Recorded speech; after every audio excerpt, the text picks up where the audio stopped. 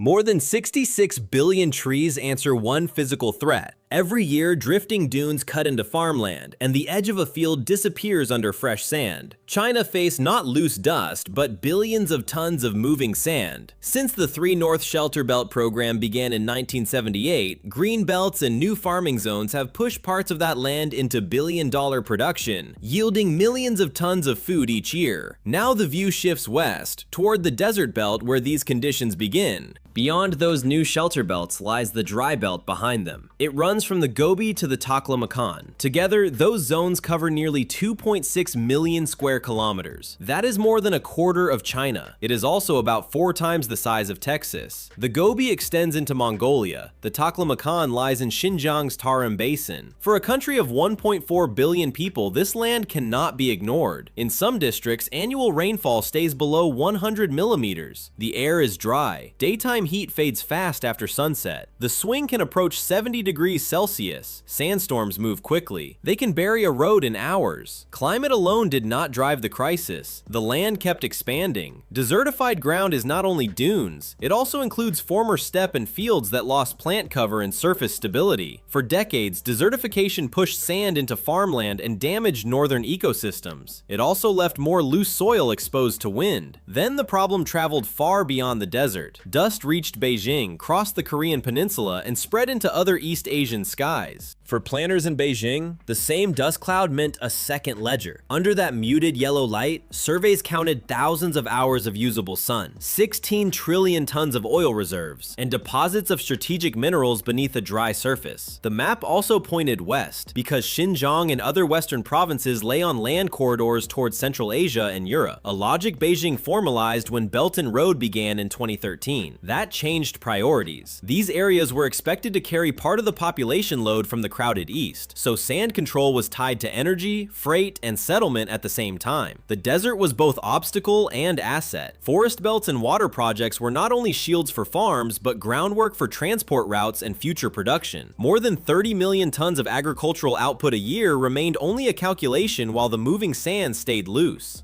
Before that production target could become real, engineers had to measure the sand itself. What do you alter first in a desert that never holds still?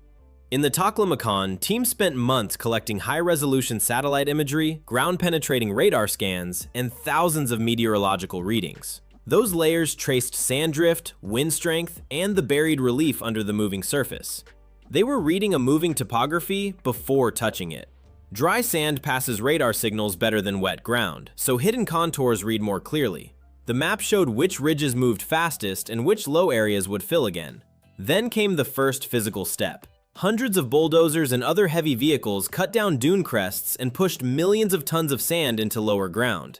Each pass left a flatter pad, steady enough for the next job, fixing the surface. After the grading crews left, dry straw became the first physical barrier. Dry straw came first here. Tens of millions of tons of post-harvest straw from nearby farm regions were bundled, then moved by trucks and freight trains to the desert edge. The cut length mattered most. Crews trimmed it to 20 to 30 centimeters, short enough to handle and long enough to grip loose sand. Across thousands of square kilometers, workers pressed the bundles into 1-meter squares. In this dry climate, the cover can last several seasons before another bundle is driven into the sand. Once the 1-meter squares are pressed into place, the next change happens at ground level, 1 meter on each side.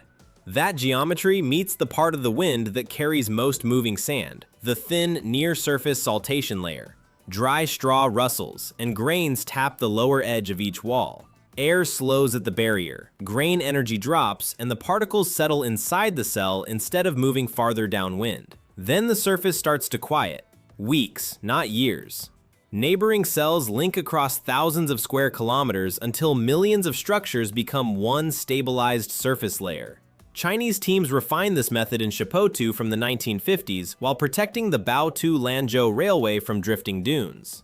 The grid also raises surface roughness, cuts evaporation, holds moisture longer, and creates a calmer, wetter pocket inside each square. Inside that cell, lower wind and higher retained moisture create the microclimate drought-resistant plants need for their first roots. From that calmer square, the work moves to the nursery. Tens of millions of young seedlings are raised near the desert edge, then carried into open sand. Each planting hole is dug 40 to 80 centimeters deep, so the roots can reach more stable layers below the surface. That depth matters. Wind and heat punish the top layer first. At the bottom, workers add organic fertilizer, moisture-retaining material, and biological mulch. Then drip lines send water straight into the root zone at only 2 to 8 liters per hour instead of flooding the whole surface. Water stays local, very local. That narrow delivery can save roughly 30 to 60% of water in places where every drop was once considered a luxury. Ordinary species usually die within weeks under desert heat and scorching winds, so priority goes to saxaul, tamarisk, poplar, and native shrubs. Saxaul is valued for its deep taproot. Tamarisk tolerates salinity and long dry periods. Those deep-rooted species start changing the ground below. Plant roots bind loose sand into denser patches, while trunks cut the wind close to the surface.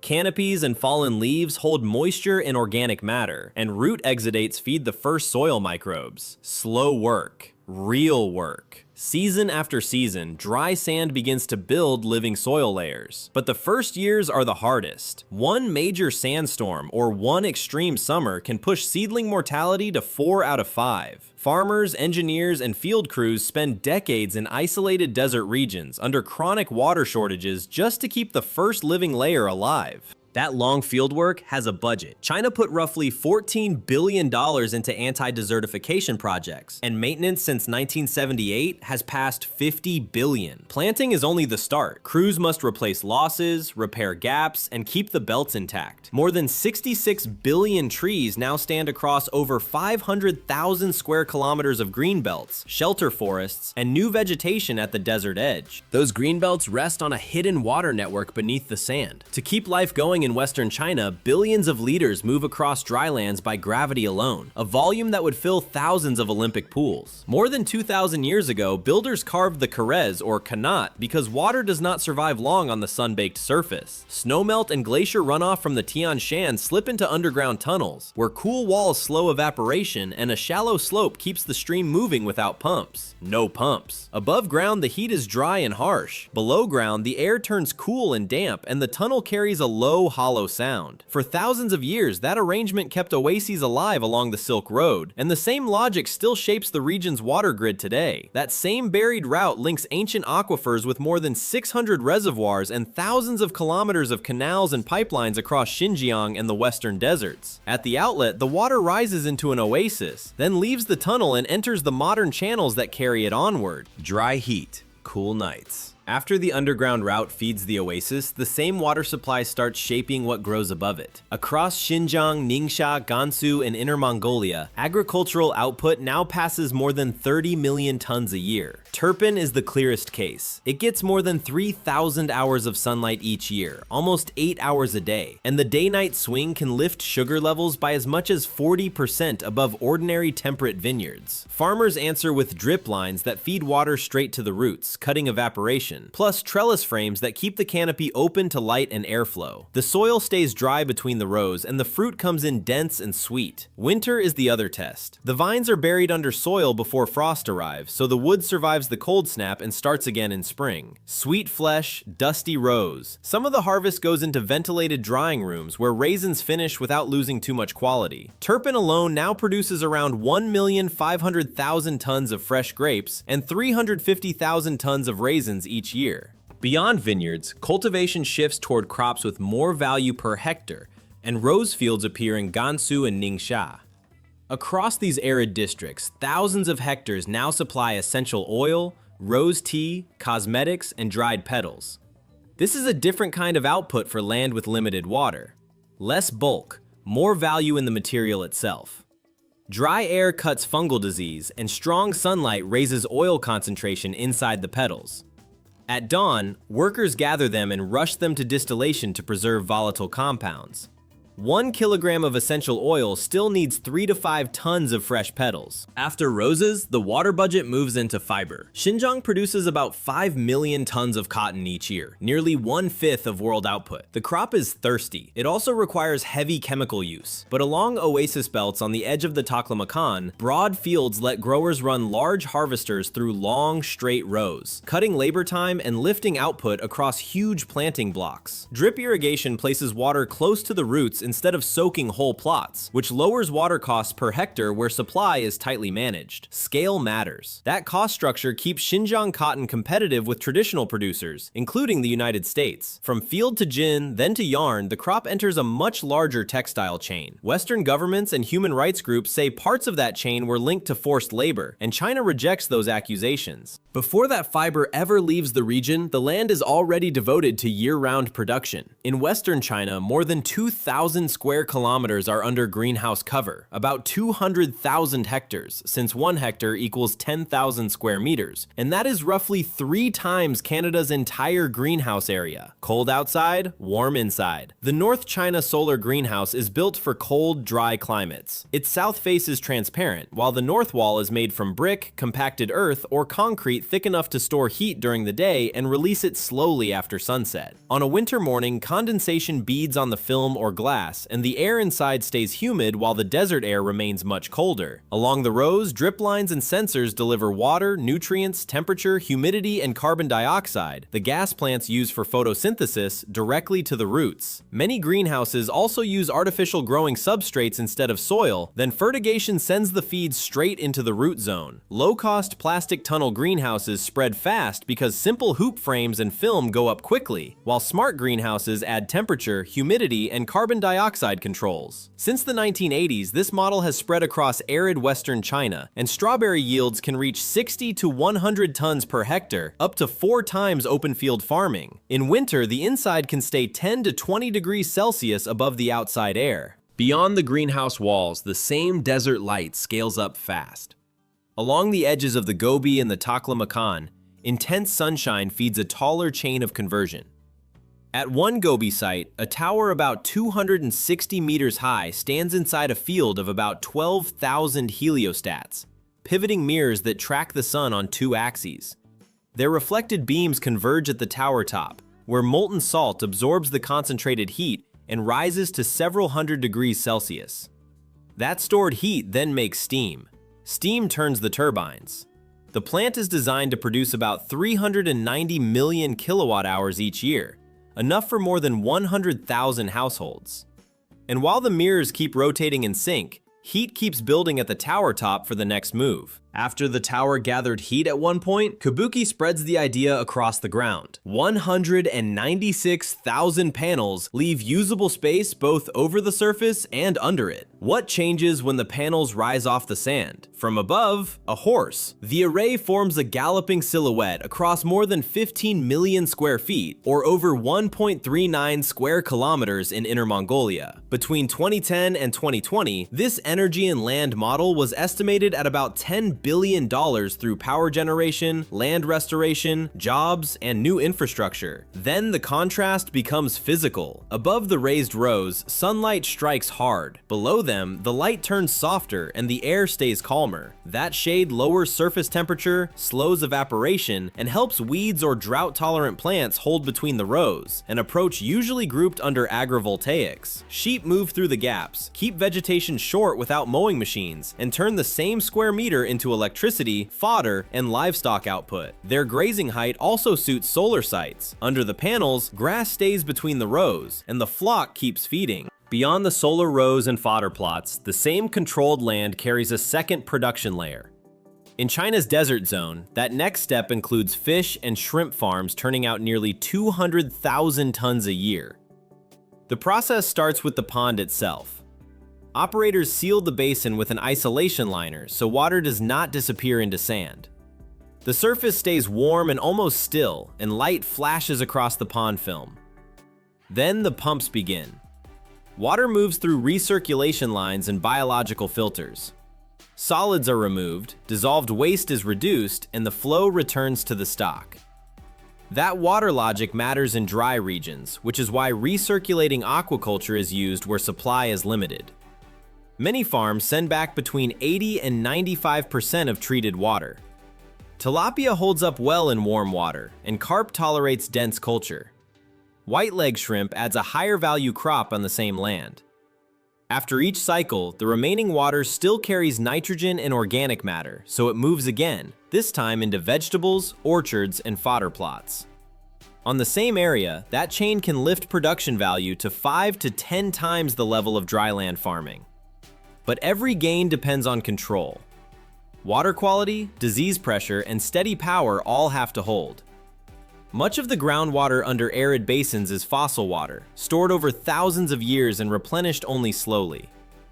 80 to 95% of the treated water returns, and annual output reaches nearly 200,000 tons. Beyond the ponds, the same loop extends across northwestern China. Power produces water, that water supports aquaculture, and water leaving the ponds returns to farm plots. It is one circulating chain, not scattered green patches.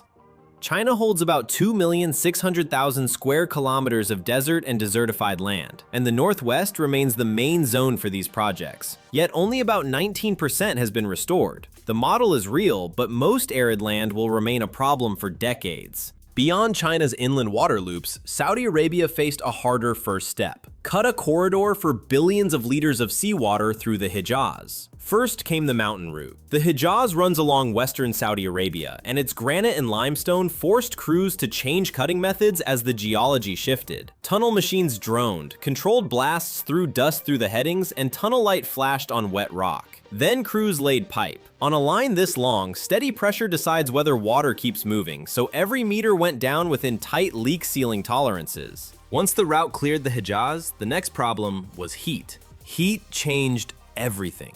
Air temperatures often rose above 122 degrees Fahrenheit, about 50 Celsius, so crews worked at night or before sunrise. Shifting sand, dust storms, and rare flash floods kept stopping the line, with dust turning the air opaque. Some pipe sections could fit a small truck, yet the line went deep underground, where burial cuts heat swings, reduces evaporation, and keeps flow stable for thousands of kilometers. Past the buried pipeline, the network narrows to one node, Ras Al Khair.